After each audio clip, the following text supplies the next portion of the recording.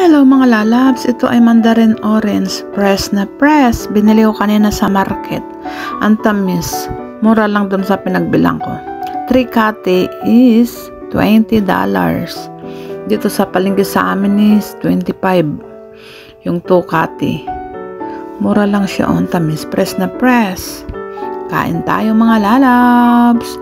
Try nga natin kumain. Gustong gusto na amo ko to. Gustong gusto ko rin. Matamis siya, hindi maasim. Marami na naman ngayon, panahon na naman kasi ito, malamig na magwe-winter na.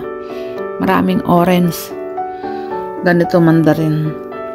Pag ganitong magwe-winter na. Ang tamis siya. Yummy, yummy.